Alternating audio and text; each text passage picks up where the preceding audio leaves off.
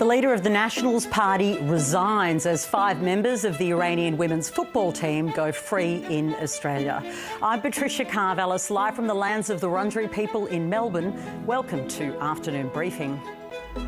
A bus with players from the Iranian women's soccer team on board has left a Gold Coast hotel under heavy police escort and is on its way to the airport after 5 players were issued humanitarian visas to stay in Australia.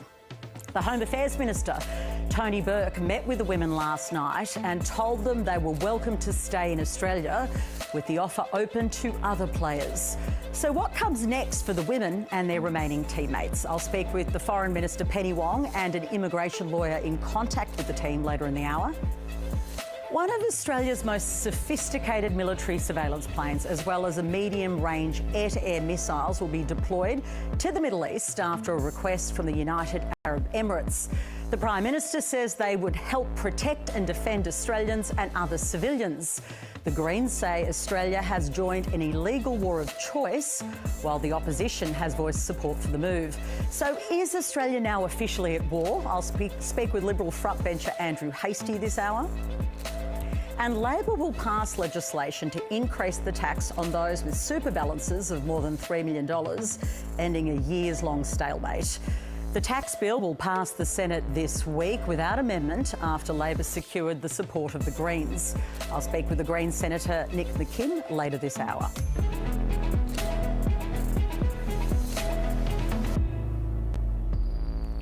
Let's begin this afternoon with some breaking news. David Littleproud is resigning as leader of the Nationals Party, delivering an emotional press conference with his wife standing by him. He isn't resigning from the parliament, but told reporters he is buggered. I've got to a juncture where I believe it's time. I believe that it is now time to transition to a new leader. I had intended to leave the leadership after the coalition was reformed, but I thought it was my responsibility to transition into a new leadership in the coalition. And I'm satisfied from what I've seen of Angus Taylor and the way that he has handled himself that we are now competitive again. But I'm buggered. I'm buggered. I've had enough. To lead this great party would be the wrong thing for me to do. I love the National Party. I grew up in it. I'll bleed till the day I die green and gold. I love it. And it would be wrong for me to say that I'm the right person to continue to lead. That's tough for me to say. I think someone better can do it because I don't have the energy. I'm out on my feet and I'm done. But I'm proud of what I've done. We'll hear from the Nationals Senate leader Bridget McKenzie in half an hour. I'll also ask her whether she will run for Nationals leader.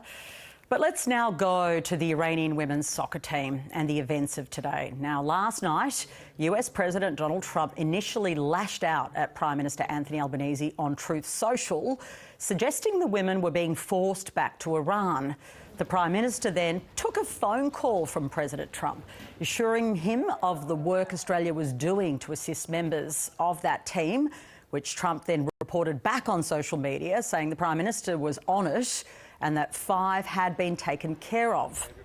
Now, the Home Affairs Minister, Tony Burke, met the women at their hotel last night, signing off their visas sometime around 1:30 a.m.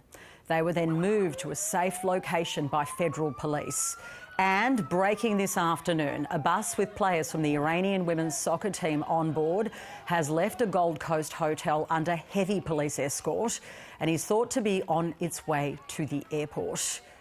Now, we'll be asking the Foreign Minister Penny Wong for the latest at the end of the show. She joins us before 5 o'clock, so stick around for that conversation. Home Affairs Minister Tony Burke says the offer is open to all of the other players.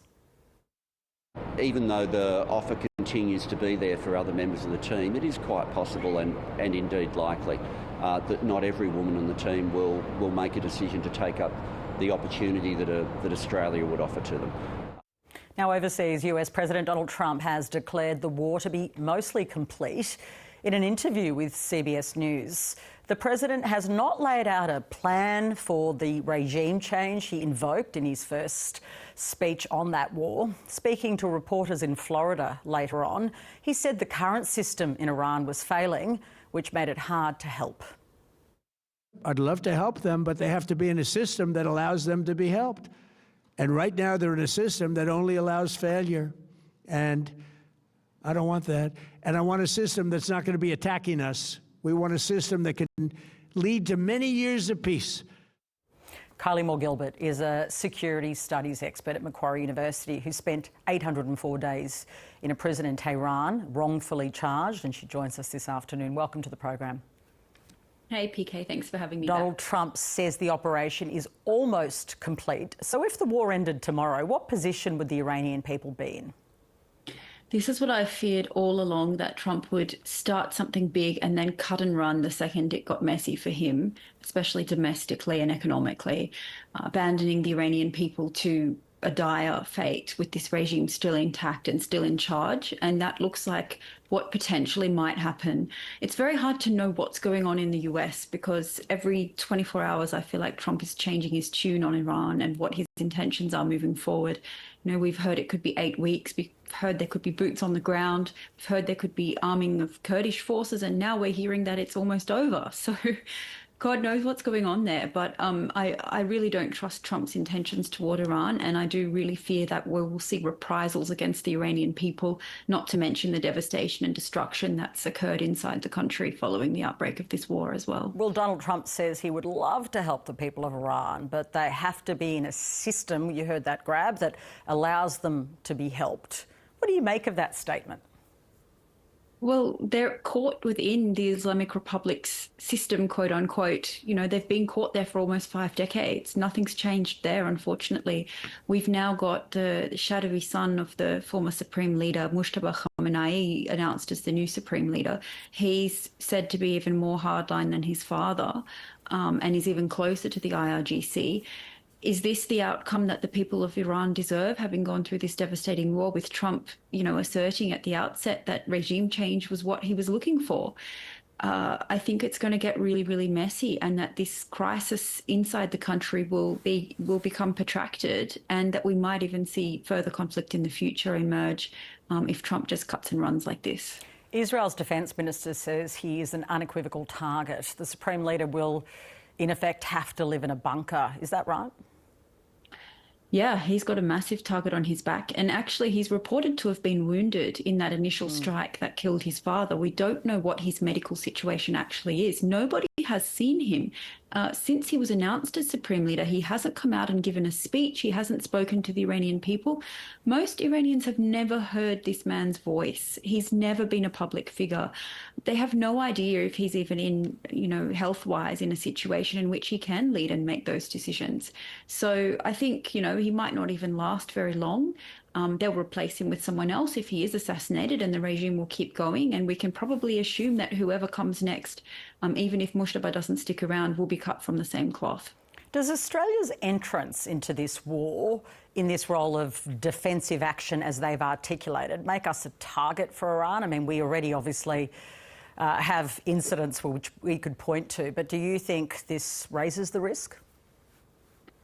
I really don't think that it's an entry into the war per se. I think we are supporting some of our allies who have been unfairly targeted. They're not belligerents in the war either. Many of them have actually been mediating on the part of Iran and were sort of friends with Iran prior to the war breaking out. You know, we are responding to a very modest request for some very modest military assistance, but we're not actively taking part in the war. So I'm sure that Iran has, you know, a list of far greater targets to concern itself with than Australia. That being said, recent events have clearly shown, you know, with the Iranian team in Australia, but also kicking out the ambassador last year, listing the IRGC as a terror organisation, we have very much set ourselves up as one of many enemies of the Iranian regime. What have you made of the way the Albanese government has handled the asylum claims of the Iranian women's soccer team? I commend them. I think they acted very swiftly and they did the right thing. This is something that's actually been in the works for some time, well before this war broke out. You know, when the competition was announced and when the Iranian team qualified, I know activists here in Australia have been working on creating avenues for potential defection or asylum claims once they arrived in Australia. So I commend the government and Tony Burke and Albanese's swift action on this. I think it became a global story and, you know, it became politically unfeasible too for them not to do anything. But it is very concerning given the evidence that perhaps some of these women are being coerced and controlled by the Iranian delegation, it's very concerning that the majority of them are still on their way to the airport and seem to be departing the country. Whether or not that's what they desire is still unknown. Yeah, that is a concern, and that's been raised. Are you concerned that our own agencies, the Australian Federal Police and beyond, have not done enough to ensure that they're not being coerced? We've seen some of those images of them being put into the bus they look disturbing. That's kind of at a very superficial level. We don't know what's going on, but does that concern you that a law could be broken through coercion?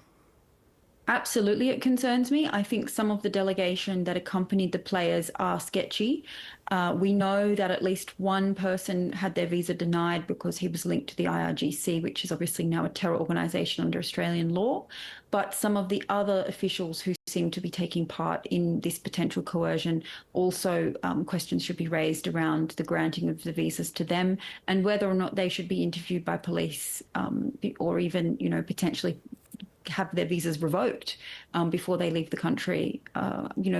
This is a rare opportunity to hold the regime to account for the way that it treats women and girls. And if there is any evidence of that, I think Australia should seize upon it and do our very, very best to protect these women who are in a very vulnerable situation.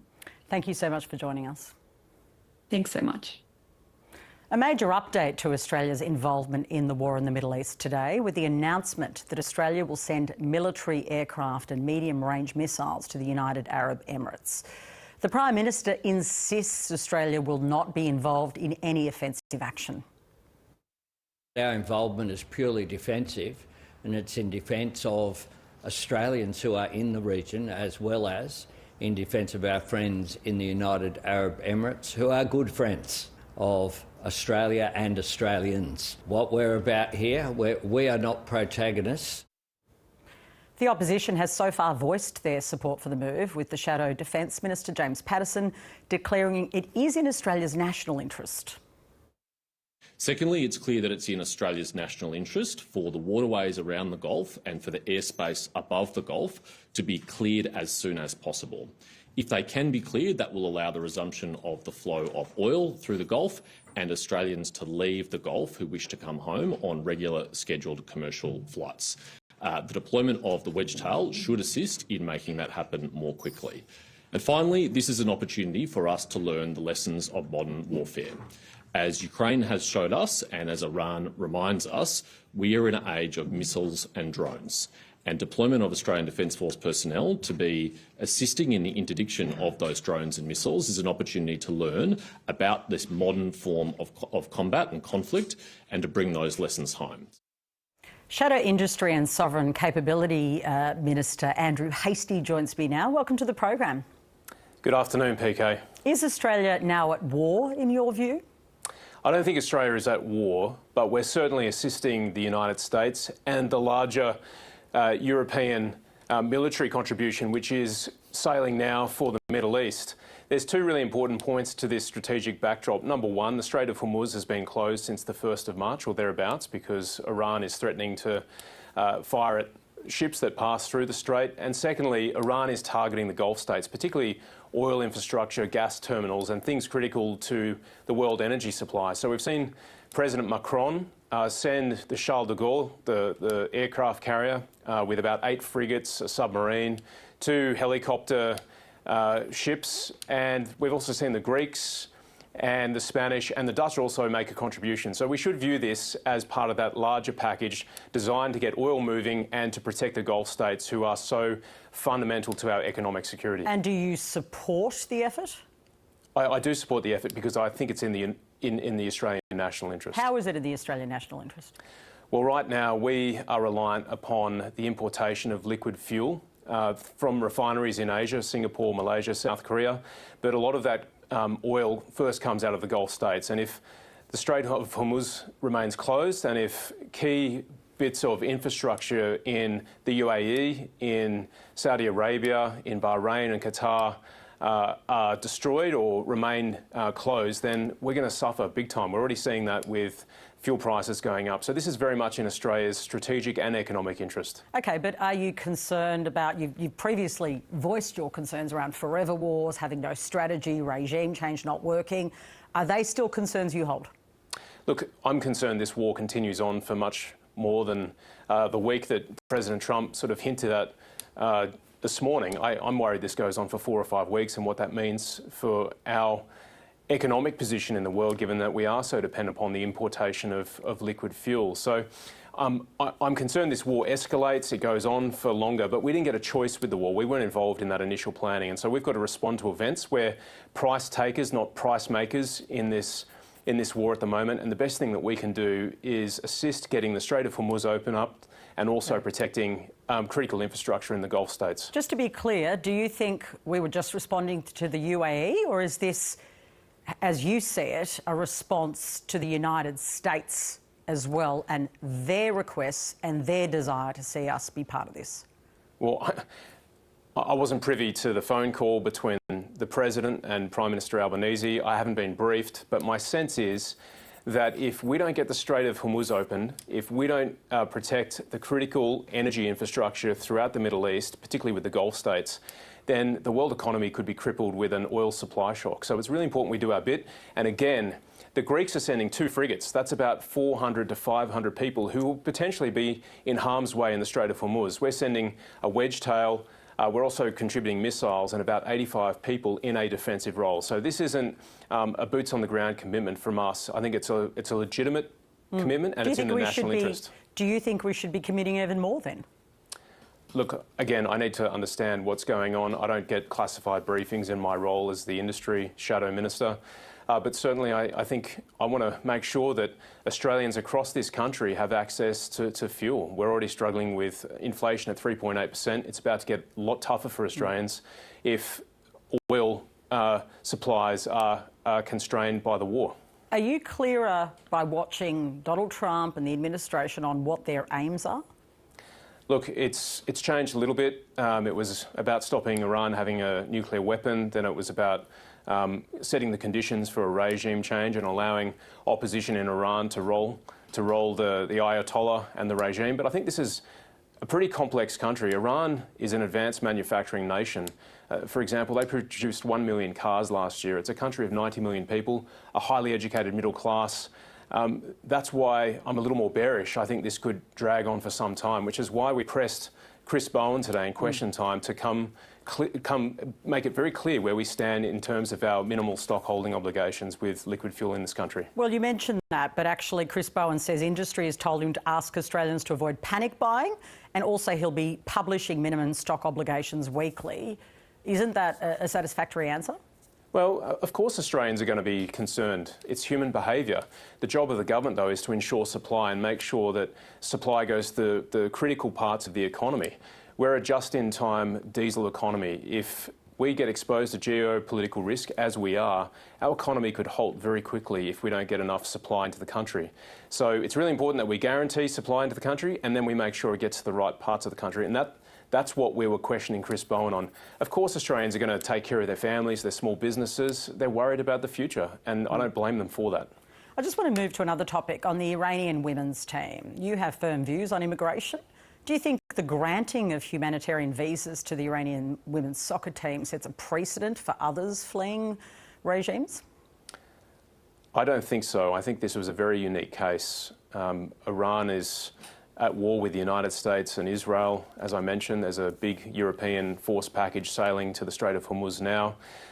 These are women who faced persecution back in Iran, and I think the government's done the right thing by granting them asylum. And anyone who draws a parallel between ISIS sympathisers is mistaken. I think we can be generous as a country at the right moment, and I think this is one of those moments. Well, one of the questions being asked, and it's a reasonable one, is why do they get special treatment just because they're soccer players? I mean, we love soccer players, don't get me wrong, but why special treatment when essentially the government has also foreshadowed legislation that the coalition says it will support, which actually will stop Iranians seeking asylum here on short-term visas?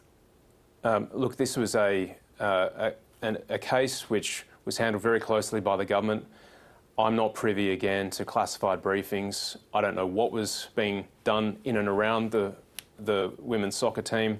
Suffice to say, 5 of them were offered asylum. They have taken it, and then we saw images of some of their minders taking them to the airport, which were, slightly concerning. So, look, I think it's the right thing to do. We support the government, but of course, immigration remains an issue, and we have to make sure that standards are met generally and the numbers come down. It's interesting you mentioned that footage. I saw it too. We obviously had the same reaction, and all it is a reaction. We're watching footage. We don't know more than the pictures.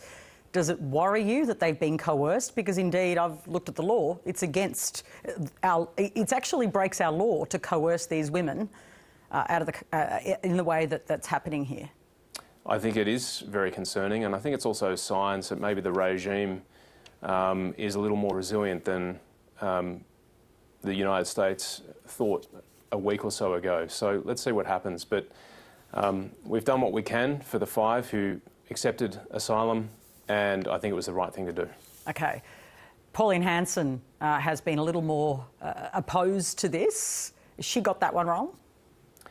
Look, I haven't seen Pauline Hanson's comments. She's entitled to her own view, but on this case, the Coalition supports the government's decision. Okay. I have to ask you just finally, David Littleproud has just said he's not going to continue as Nationals leader. That has an impact, of course, because you're in the Coalition again together. Why do you think he's resigning? Is it just really because he's buggered, or is it something to do with the Farrer election? It's a great question. I saw his press conference after question time. I sat next to him in question time. There was no indication that that was happening. He was cool as a cucumber. I suspect this job has been really tough. Leading a party of opposition is very, very difficult. He lives up in Queensland, a lot of time on the road, and he made it clear that he's going to focus on his family and his seat. So I take that at face value. Yeah, but he also made some comments which Barnaby Joyce criticised, and you'd expect he's not a great fan of his to put a caveat on that, but where he talked about the Nationals maybe even running last in Farrer. That was, seemed like he was giving up quite early. Was he damaging the Coalition's prospects?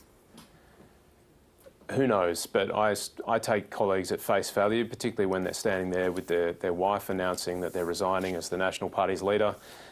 Speculation at this point doesn't help, and I'm actually quite focused on making sure the Australian people have a level of comfort about their fuel security, which they don't at the moment. That's why we're holding this government to account. Andrew Hastie, I'm very glad you're going to be a regular on the show. Thanks for coming on. Pleasure. Thanks, Mick.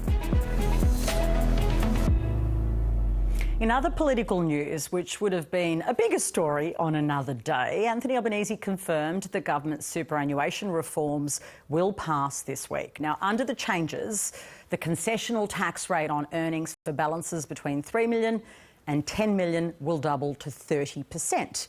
Balances above $10 million will be taxed at a new higher 40% rate. The Greens confirmed it would waive the laws through the Senate.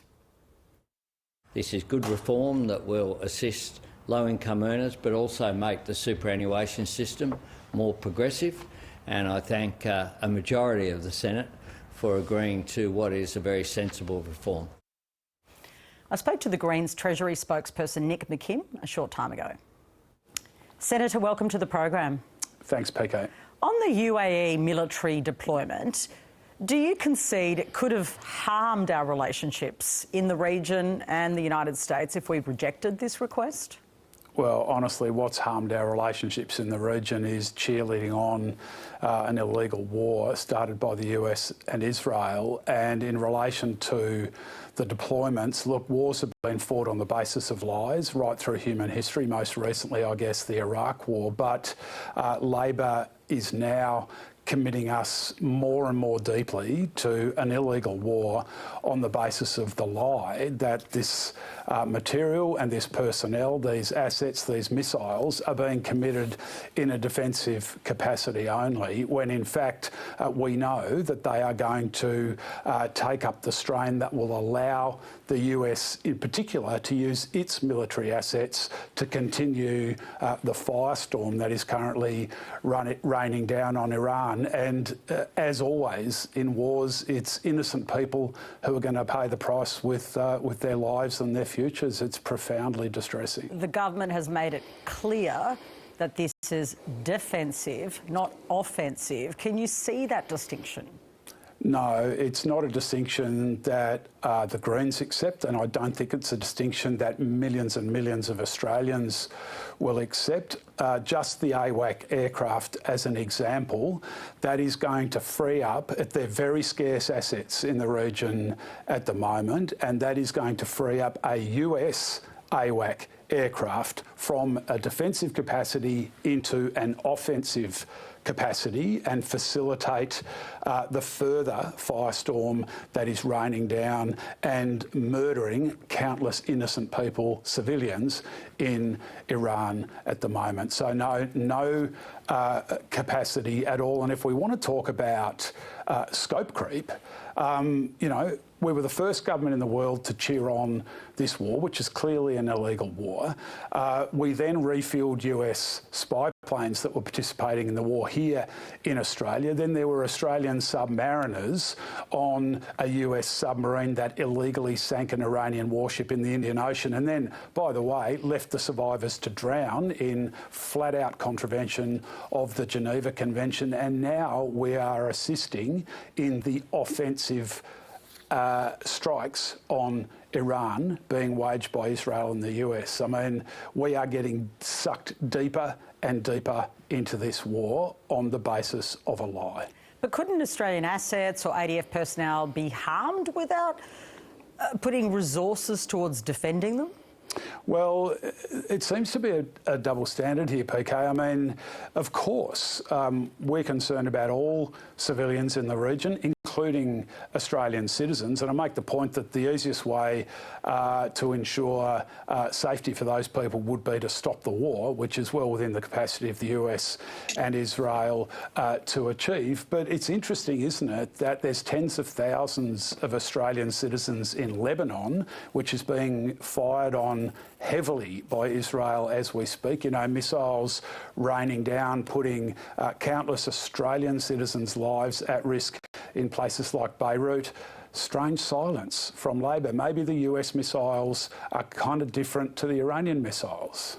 I want to change the topic in your portfolio, in fact. Superannuation legislation. I know that seems to have gotten a bit less coverage today, but it is significant. Why did you finally agree to pass the new rules after there's been really a long stalemate on this? Yeah, look, there has been a long stalemate running into the previous parliament, but even though Labor has wound back this legislation, we're of the view it's still a small step in the right direction. It will increase tax rates on those very, very wealthy superannuation accounts. But critically in this legislation, there's also a tax break for low-income earners in terms of their contribution to their superannuation accounts. And we've been really clear about this. Like, we're passing this legislation this week as a down payment on genuine, progressive, ambitious tax reform in the upcoming budget. And we expect to see Labor deliver on the historic opportunity that exists in this parliament at this time to do something meaningful about intergenerational equity in our tax system and do something meaningful that finally makes the 1%, the super wealthy in this country, pay their fair share of tax, so we can do more to help working Australians who are working harder and harder and falling further and further behind. You say it's a down payment. You're just making that argument of goodwill in the hope Labor will pursue more ambitious tax policies. Should we read this as the Greens' new approach, that you are willing to compromise? In the last parliament, you were accused of consistently being blockers. Now, I don't want a list of the times you ended up not blocking, if you can, but I'm talking about your broad approach as having the balance of power now in the Senate. Well, Larissa Waters has been clear we're here to get shit done, but what I will say is that we're going to assess all of this on a case-by-case basis, and when we think it's in the public interests and the interests of people who need help from government to put things through, then we will do that. And when we believe that it's time to stand up and fight Labor, we are going to do that. So there's no free passes for Labor in what we're doing. We're going to put the superannuation bill through the Parliament this week for the reasons I said, and then we are going to demand of Labor that they take the opportunity that history's provided them with. They've got a stonking majority in the House of Representatives. Labor plus the Greens are the numbers in the Senate. The only thing that is going to prevent a deep, meaningful, ambitious package of tax reform is Labor's ambition and Labor's political courage. Thank you so much for joining us. Thanks, PK. US President Donald Trump has told reporters the US is way ahead of schedule and the war is going to be ended soon. He claims that 90% of Iranian missile launches have so far been destroyed, but refused to put a date on when the war would end. We're ahead of our initial timeline by a lot. I would say that we probably would not have thought after a month we'd be here. In addition to the fact that we've taken out the leadership twice and maybe 3 times. You called it an excursion. You said it would be over soon. Are you thinking this week it will be over? No, Are you talking but soon. about days? I think so. Okay, and with respect Very to... soon. Now, the Coalition wants the Energy Minister to explain how he'll address fuel supply concerns in some regional areas. Shadow Energy Minister Dan Tehan says Chris Bowen should use the legislative mechanisms available to him to help better explain where the shortages are and how to address them. If he's right, and that's what he's assuring the Australian people is occurring, that we still have the same level of fuel in this country that we had 10 days ago, then what is he doing to make sure it's distributed evenly across the country so that we don't have certain areas and certain industries and key industries that are missing out? As we've been reporting this hour, a bus with players from the Iranian women's soccer team on board has left a Gold Coast hotel under heavy police escort and is on its way to the airport after 5 players were issued humanitarian visas to stay in Australia. Magmed Danai is an Iranian-Australian immigration lawyer who was last night in contact with the members of the team. They were issued these visas and joins us on the program. Thank you for joining us. Thank you very much for having me. What has been your involvement with the women in this team? Sure. First of all, I would like to introduce myself as a migration agent. Well, I have been actually involved as a community member first, and then also as a migration agent who is familiar with how the visa processing is, to explain to the girls who were very concerned about what the visa is about and how and what sort of facilities they're going to have and how if they're going to be sent to a camp or not. So I was involved to explain to them and reassure them that everything is going to be under control and the visa processing is going to be done by the Department of Home Affairs. And what were these women weighing up? Well, they were actually very worried about their families back in Iran, because you know that if they go back to Iran, they can be facing a lot of danger, a lot of consequences like imprisonment or even above that. Even if they don't go back home, they were thinking they might actually take their families, and because they have been threatening them about their families and their assets back in Iran. So they were weighing up what to do. Do they need to stay here and leave their parents and their family, their partners back in Iran, their assets and everything? What will happen to them here? Will they have any support? Their government support? They didn't know anything at all. We've seen images, in fact we just played some of the team, we believe, making their way to the airport. Andrew Hastie, who is a shadow minister on the coalition side, said he was disturbed by the images. Are they being coerced? No, actually, they have the community here have been very much supporting. They were actually surrounding the buses from the night before the final game, and they have been also around the bus today just to prevent them from going back home, because these girls have been actually not allowed to talk, to contact to anyone. They have been under a lot of pressure not to talk to anyone. So the people, the Iranian community, have been actually trying to tell them to stay and to tell them that you're safe here. You can talk to the police, and I hope they're going to do that on the way back. Do you expect any others to seek asylum? Yes, I am expecting a few more to seek asylum. It's really hard to speculate, but yeah, I'm actually thinking they have more courage after that, and a lot of community members have been trying to contact them through different channels to tell them that you're going to be safe here and your visa is going to be processed directly by the Department of Home Affairs. You don't need to worry about anything. And has the Australian government made that as simple as possible for them? Yes, very simple and very possible, and I would like to thank the Department of Home Affairs.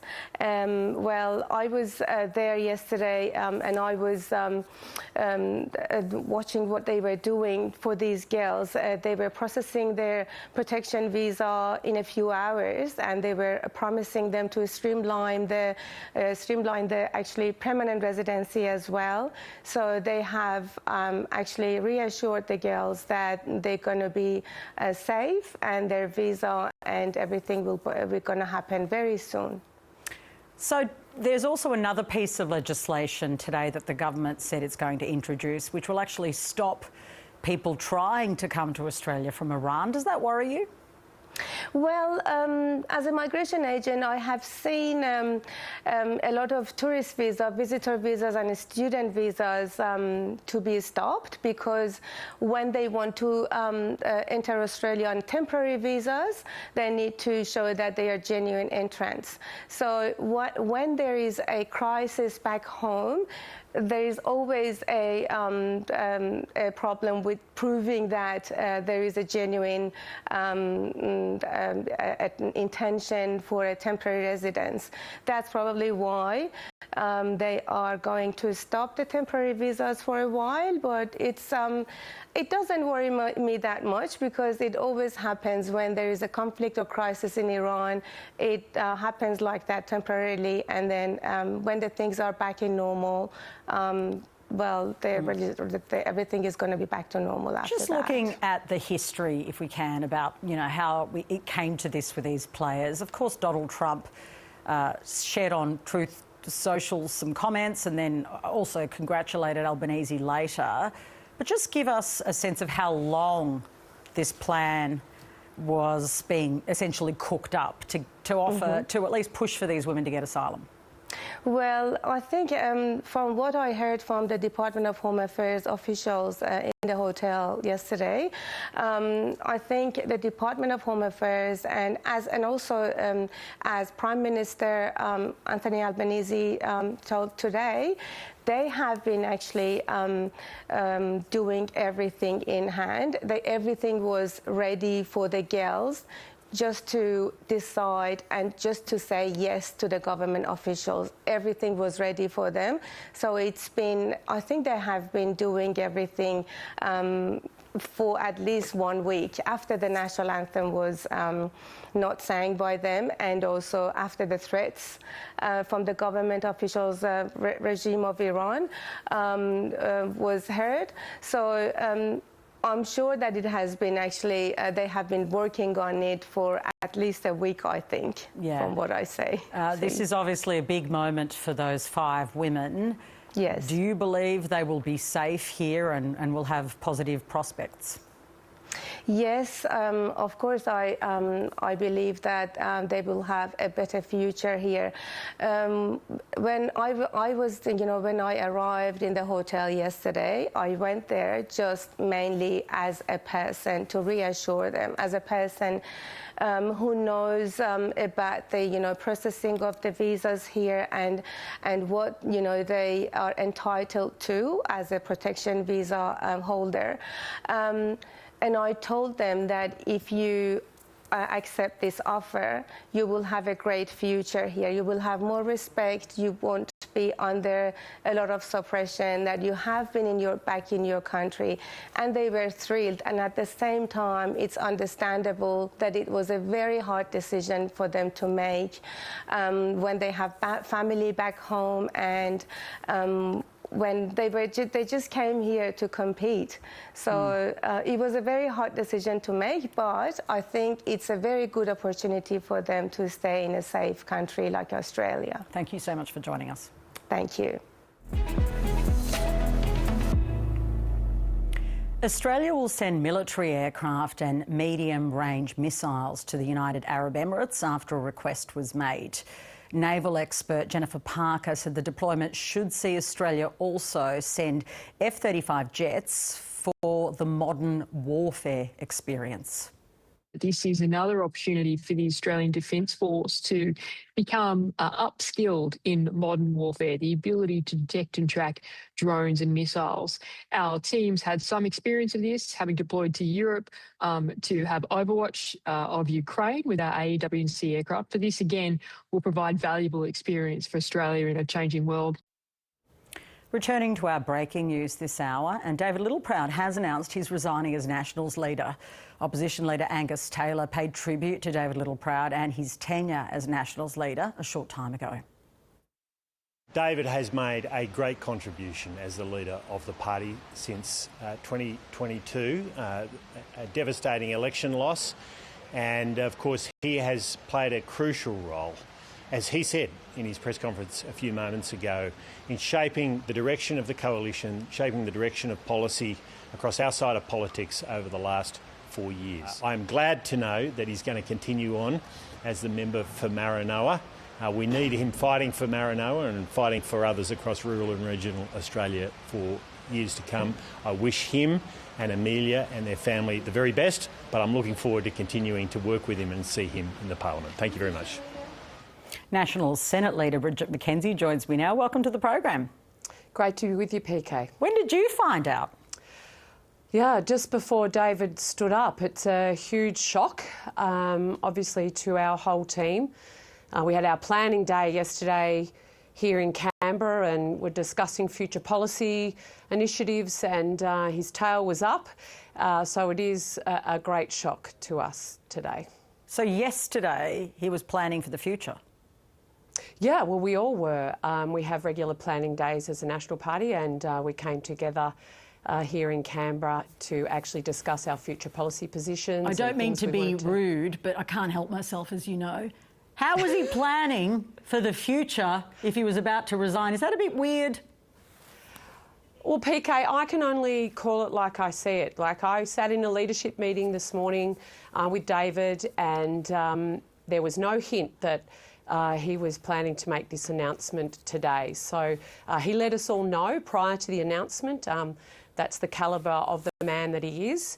But yeah, there wasn't a lot of warning, and so I think a lot of the party room is shocked at the moment. And as you heard from Angus's remarks, David's made a significant contribution, not just as leader, but in our time as government, particularly as emergency management minister. He set up a fund with billions of dollars to actually build resilience against natural disasters. He led us when nobody else thought the voice was going to go down. He did all of that sort of, so okay.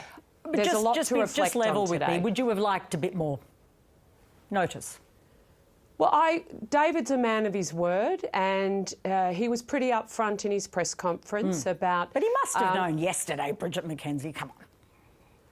Well, PK, I'm not going to speculate. Like, David is a country boy, pretty upfront, and he called it like he saw it with his wife Amelia by his side just after question time today. So we've got to take him at his word and wish he, Amelia and the boys all the very best, and thank him and his family for the significant contribution he has made to the country and to the National Party. He made some comments that Barnaby Joyce really seized on, that the Nationals might come last in Farrer. Has he made it even more likely that the Nationals would come last in Farrer? Well, I don't accept the proposition that the National Party will come last in Farrer. So should he have not said it then? Well, I think Farrer's yearning to be represented by somebody in Canberra that's going to stand up for their values, going to stand up for their irrigators and make sure that Albury, as a regional capital, gets the service provision that it needs and deserves. I think it services, 250,000 people in that region. So there's a whole lot of good reasons for Farrer to be backing the National Party at this by-election. OK, so it's time for the question. Are you going to run for the leader of the Nationals? PK, David's just resigned, and I think it is on all of us to actually reflect on his service. It's not easy to lead a political movement, particularly after such a devastating loss at the last election, and he has put his shoulder to the wheel and done amazing things. Nuclear energy is now core business for the coalition as a result of David's strong advocacy over many years on that particular platform. So I think today it's about paying respect to David for the contribution he's made to our country and to the National Party. OK, that hasn't stopped Matt Canavan saying he will run for leader, but I can't coax you into saying whether you're interested. Look, all announcements will be made in due course, PK, but I don't think the Nationals have ever had a female leader, right? No, they haven't. How would that look? We haven't. Well, we have a female leader in the Senate. Yeah. That's me. So, and it's a great honour and a privilege. I'm glad to hear Matt's putting his hand up. He's a man of huge capability. He's also from the Senate, so that deals with that little question, right, of can you lead from another house? He is putting his hand up from the Senate, so that means it is plausible that you could put your hand up, right? Well, sitting in the Senate is no barrier to being leader of the National Party. But as I said, this is David's day. He's made a significant announcement. He's contributed a lot to our party. And, I'm not going to do anything other than actually pay my respects to him and his leadership at this time. OK. But it's come as a shock. Yeah. How long can you stay leaderless? Will this all have to happen quickly? Well, that's, obviously David said in his press conference that he's contacted Michelle Landry, our whip. They'll be setting up a meeting where our party will select a new leader. We were without a leader for 2 weeks back when Barnaby Joyce had to resign, and as deputy leader I had to step into that role for a couple of weeks before the party room came together to select a new leader. So I'm confident that we'll be leaving Parliament and Canberra this week with a new leader in place. OK. Barnaby Joyce was a bit of an issue, right? Losing him, now he's made One Nation, it seems, at least on the figures, if we can attribute it, I don't know entirely, but possibly more competitive. Is this an opportunity for a new leader to bring him back? I mean, clearly the fact that there was this tension between him and David Littleproud was an issue. Is that an opportunity? Well, it might be an opportunity, but I think Barnaby's commentary around One Nation, he's been on the ground in Farrer, on the ground in South Australia, standing with One Nation candidates, running, I might say, to win Liberal and National Party seats, not defeating the Labor Party seats. So I don't think that that might be an opportunity for a future leader, but I think Barnaby's made his decision quite clear which party he's standing with at the moment. And, that's going to be something to sort of see how that plays out over coming years. But I think one of the great tests for Barnaby Joyce, who spent his entire career fighting against the Labor Party, is he being involved in One Nation going to still see Labor Party premiers a Labor Party Prime Minister and government here in Canberra, and all One Nation does is actually take seats from the Liberal and the National Party and doesn't actually change the government. So I think that's a real question Barnaby has to ask himself. Now, just on the questions of the Iranian women's soccer team, 5 have sought asylum. We've seen some disturbing images of the rest of the women on their way, perhaps out of the country. Should more be done to ensure they're not being coerced? Well, there are protocols in place around seeking asylum, and we should be making sure that when somebody does come and seek asylum, that we go through all the appropriate processes. We don't know if these women are being coerced, and so that would be a pretty big call on our country to actually make that assumption, particularly at this time. So, 5 women have made it to safety and to actually put in their claims for asylum, which have been accepted, going through due process, and that's a good thing. And I look forward to them joining us here in our communities over the months and years to come. But that would be quite a step for us to intervene in other citizens returning home, irrespective of the regimes they're returning home to. Yeah. Would you like to see them become Matildas? I know you're a die-hard sports fan. Hey, I'll take any athletes that want to come and serve our great country and wear the green and gold. They'd be welcome to contribute. Yeah. Anyone who can score goals, I say yes to. Just briefly on the fuel situation, are you satisfied with Chris Bowen's updates? He says that we will get weekly updates. That's reasonable, isn't it? Chris Bowen and his ministers have been out telling the Australian public that there is nothing to see here. We had the Resources Minister out on Friday saying prices were holding firm. Well, tell that to anyone filling up at the Bowser over the weekend. We had the Transport Minister telling us yesterday that fuel supply issues were as a result of Queensland floods. And we've been hearing ad nauseum today that there is nothing to see here by the Labor government when it comes to the jacking up of prices at the Bowser and the fact that in many places around our country we have petrol and diesel being rationed. That's actually what's happening. And this government has lost control. If you can't fix a problem, if you can't even admit there is one, and I'm getting calls from croppers in WA where they're being rationed with how much fuel they can get, fishermen up in Queensland, suburban mums and dads, transport and trucking agents, who've seen their costs go through the roof. This is a failure by Chris Bowen, and we need them to get on top of it. There's a lot of levers they have at their disposal. OK, thank you so much for joining us. Always.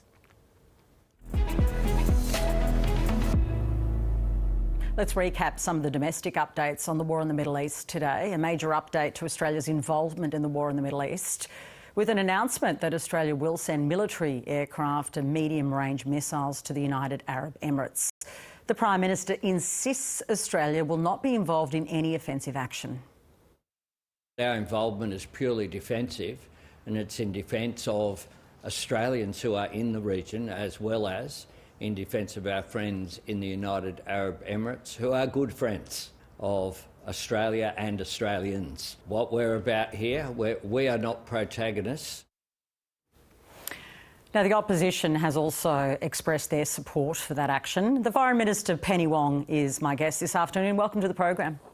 Good morning. Good to be with you, PK. We've seen a bus with players on it depart their Gold Coast hotel. There's also been images which Andrew Hastie described as concerning of them being put on that bus. What's the latest? Well, Minister Burke made the announcements earlier today, and so as did the Prime Minister, that we have been approached by 5 of the players to ask for assistance, and Minister Burke has made the decisions that he is able, as Home Affairs Minister, to provide them with visas. We've also said very publicly if there are other members of the team who wish to talk with Australian government officials, we're available. Do you expect any other players now to seek asylum? These are very sensitive matters, and you would understand why. We do have a regime which has had a history of cracking down on its people, and so I'm reluctant to engage in a lot of detail about this, but we've made that public offer, and we've also acted on the 5 players or the 5 team members that we've described. I want to move to our deployment to the Middle East. Does it have anything to do with our alliance with the United States? Did Donald Trump ask us to be part of it as well? This is a decision that is very firmly grounded in Australia's national interest, and you would have heard me say yesterday, was it the day before? Sorry, Sunday. One of the days, yeah. Yeah, that's right.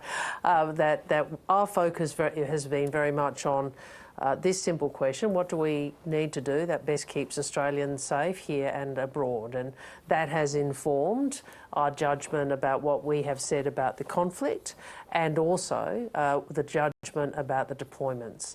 Now, this, as the Prime Minister said this morning, we are responding in the specific to a written request from the UAE. Obviously, there have been a number of requests, all about the defence of Gulf countries. And as you know, these Gulf countries have not been attacking Iran, but Iran has been attacking that's right. them. But I just want to clarify, did the United States say they would like us to be involved in this defensive role? Look, this is a response. The deployment is a response to a written request from the UAE, and I do want to say this is something we have been working on for some time.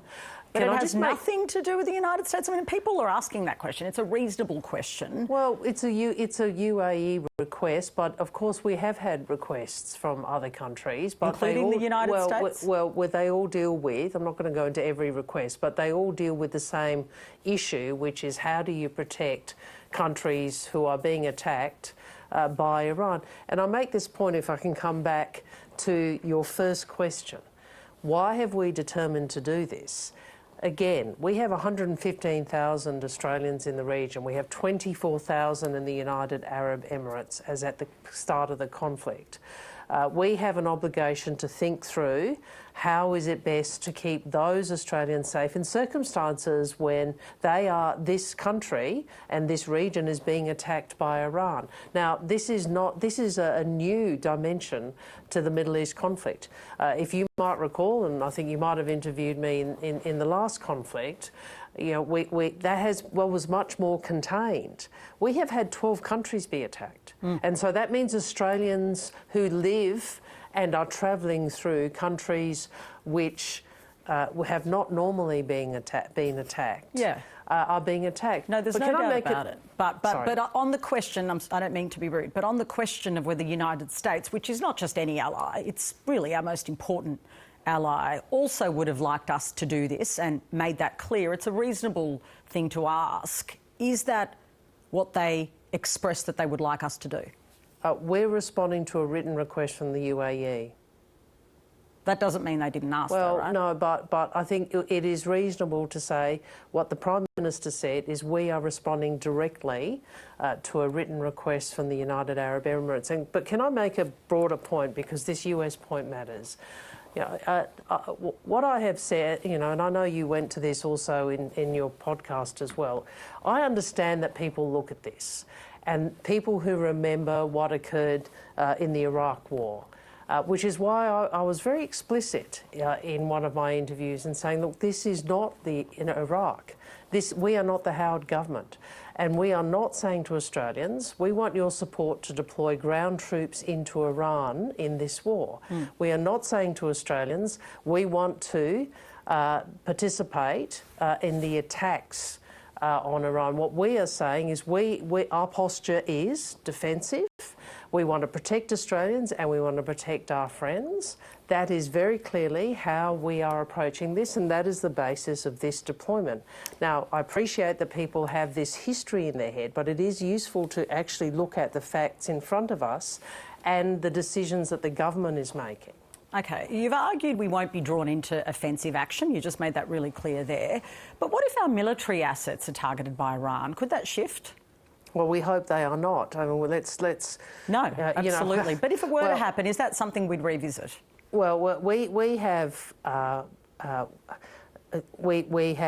Australian law, Australian policy, and Australian direction applies to our assets, and I'm not going to go into every contingency, but Australian law, policy, and direction applies to assets. But it is a different thing to be party to, participating in or being part of striking Iran. We've made clear we're not. That is not the focus of that. And do we have any sense of the length of our commitment? It's not a small thing, of course, to deploy, as you know, and I'm sure the government pored over the decision. Given that, do we have a time frame, what we are prepared to do? The announcement was for a 4-week deployment. And obviously would we revisit that if the war was continuing? This conflict has gone far wider and has been much more intense than I think most people would have assessed. If you'd asked us 2 weeks ago, if you'd had most people on this program, most people would not say within 72 hours of the conflict we would have had 10 plus countries attacked, including a NATO country, and most, if not all, of the Gulf states. Yeah. That would not have been something people No, would I think that's right. But do you share Donald Trump's view that the war is almost complete? Well, I'm not. Do you hope he's right? Well, of course, we want to get to a position. The way I put it would be this. This conflict has intensified and it has escalated. At some point, we do need to move to dialogue and diplomacy. Obviously, the key players there are the countries, are Iran and the United States. And Iran has been continuing to attack civilian targets, civilian infrastructure in countries which have not been involved in attacking them. And that has to stop. That is the way to get to de-escalation. Penny Wong, come again. Thanks for coming on the show. Good to see you. That's afternoon briefing for today. If you missed any of our interviews, we are on ABC iView. Just search for afternoon briefing and you'll find us. There you'll be able to watch that interview with Penny Wong. We also, of course, spoke a little earlier to Andrew Hastie. We spoke also with Kylie Moore-Gilbert, who is an expert on Iran and actually was detained in Iran for a few years, so is very much aware of the way the regime operates. That's all on ABC iView. But stay with us here on ABC News because Joe O'Brien is up next with today's top stories, all of the stories across the world and the country. We will see you again tomorrow.